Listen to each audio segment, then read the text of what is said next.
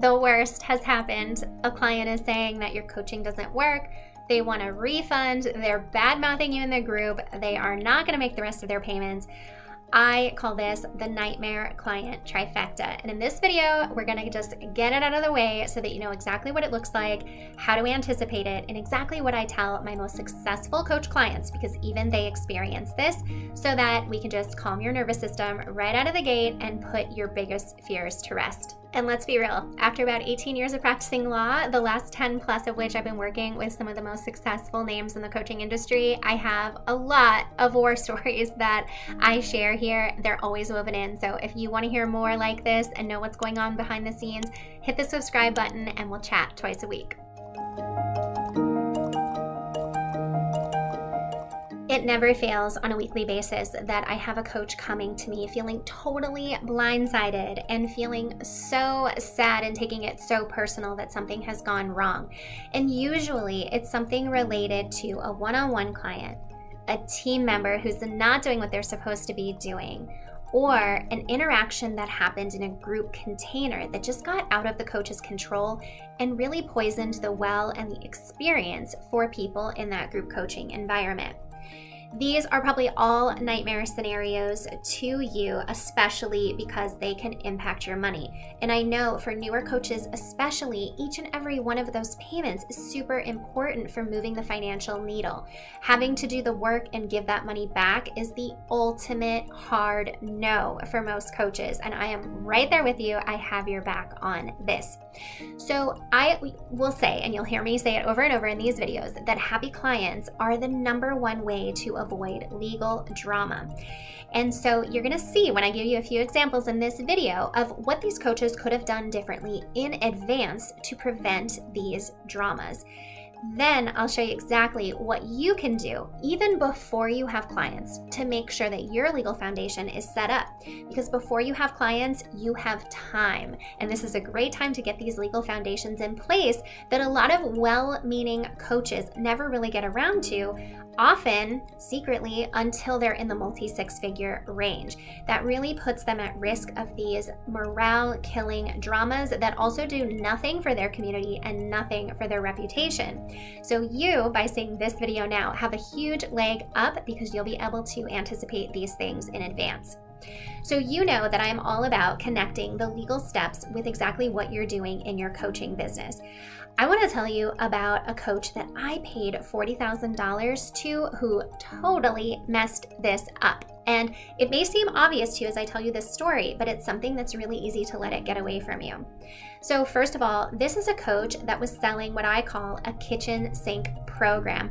I will link in the notes below to a video all about what a kitchen sink program is and why you don't want it and what to do instead from a legal standpoint. But the idea here was that the coach was providing a lot of support, but not really a plan from A to B.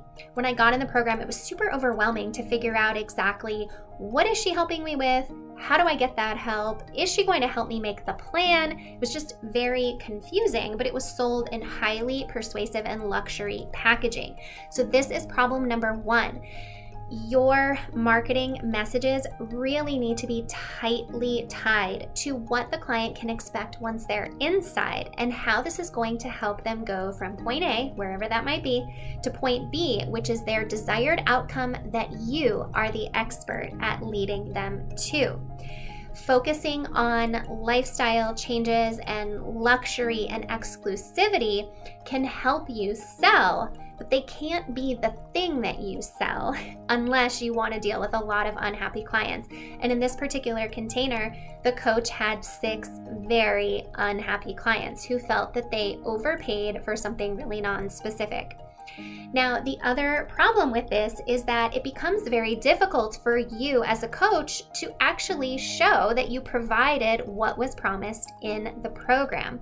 So having very amorphous programs that are not specific about we're going to do X calls on Y topics with Z homework and ABC support in between our calls with some pre-recorded materials, for example, can become really problematic when the client gets angry, goes to their bank or payment processor and says, I want my money back.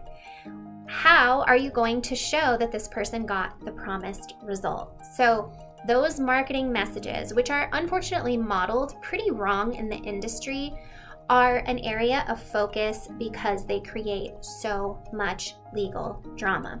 Be clear in your marketing. Be honest about what someone needs to bring to the table. I have a client who's a very brilliant copywriter named Eleanor Strong, and this is Eleanor's example. If you're a person who sells sales coaching, in other words, how to have a great sales call to increase conversions, you are not going to want a client in that program who's not already getting sales calls. Because if they're not getting sales calls, it doesn't matter what they do on the phone, they're not going to make more sales. A lot of times programs are dishonest about that because they omit it completely, or they get on the sales call with the client and they say, oh yeah, we'll help you get more calls, even though that's not their area of expertise or area of focus in the program.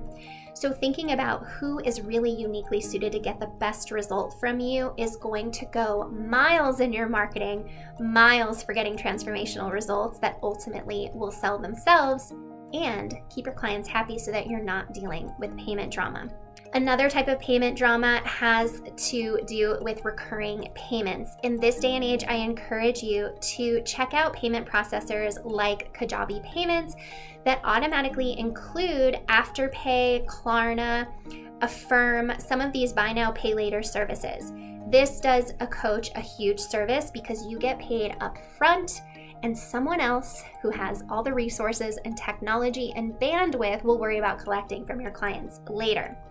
But if you do decide to offer payment plans, my best recommendation to you is don't let those payment plans go beyond the length of the coaching program itself.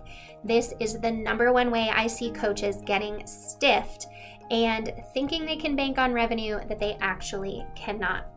Especially when you're newer, making sure that continuity of payments are there is one of the biggest things that you can set yourself up for success and avoiding any kind of payment drama with clients. Another area of legal drama is when you have a client who is so transformed by your work that they almost don't remember what life was like before. And instead of living their life with the transformation that you've helped them achieve, they instead decide to live their life by being your competitor. And so suddenly you start seeing this person out in the marketplace, speaking to a similar audience, marketing a similar program, and using your method and maybe even some of your materials to get that result. We want to make sure that your programs are super clear, that someone is only getting your content and material for their personal use. And not only can they not use it for free or paid with anyone else, but if they want to do that, they need to contact you because they can become your certified practitioner. That's a topic for another video all about the alternative ethical way to scale. I have a whole book about it, which I'll link to in the show notes below. But the point here is that we need to start having this conversation as an industry. So right below your buy button, you're going to want to say, this program is for personal use only. In your welcome video, if you have pre-recorded videos, you'll want to let people know, I'm so excited to have you here. Just a reminder, this is for your personal use, but if you love this work and you want to sell it, I have a way for you to be my affiliate or my certified practitioner. Reach out. So this is a way to normalize the conversation, remind people what they may not already know or what they're choosing not to know, and even create a revenue stream potentially for yourself. A great practical protection against the drama surrounding clients who want to become your competitors. Finally, when it comes to group containers, there are so many things that humans do when they get together in groups that we could talk about it all day and still not cover them all. But suffice it to say that we don't want you to be responsible for those things. So we want to make sure that we have really great group rules that give you the ability to kick somebody out who is not vibing with the rest of the group without also having to refund them for the program. We want to make sure that you're not responsible for any kind of sales relationships that develop between the people in your group. And we want to make sure that anyone who's posting in the group is not promoting affiliate links without proper disclosures. And you may decide in your group you don't even want promotions happening at all. So as you can see, these are some of the things that pop up in coaching containers in a coaching relationship that can cause a lot of drama. We want to avoid those things because mostly the drama translates to money out of your pocket, time and morale and misery just flying out the window or flying at you respectively. And we really want to make sure that your energy is protected so that you can be out in the world doing this important work and getting those transformational results for people. That is why you were put here. It wasn't here to deal with the little dramas and pettiness of the people who come into your world. But being that we are all human, we can anticipate that there might be some of it and lay the foundation for exactly how we want to address it should it arise. All right, so do you feel like you can start to understand how to watch out for these things whenever you're building programs, whenever you're taking steps in your business? I hope by now you're starting to see that you don't have to be blindsided by any of the weird things that can come your way when you're running a coaching business, and that this is starting to give you an intuitive feel for what to look out for. And in the next video, we're going to turn to the first steps to take before you're booked out with clients or before you even have clients. These are some of the legal action items that actually have the highest risk but are the least talked about. And so this is a perfect time for you to get those foundations in place, including with the free resources that I'll direct you to, so that you know you're building this foundation that can help you transform the lives of others without also bringing a whole bunch of drama to you. Do you want to get working on this right now? I encourage you to click the link below to get your totally free copy of my legal course for newer coaches called Legal in a Weekend. We will get your 5 most important legal steps in place, done, checked off your list so that you can sign that first or next coaching client. If you liked this video, let the world know by liking and subscribing. Head on over to the next video to see what your legal requirements are before you have clients.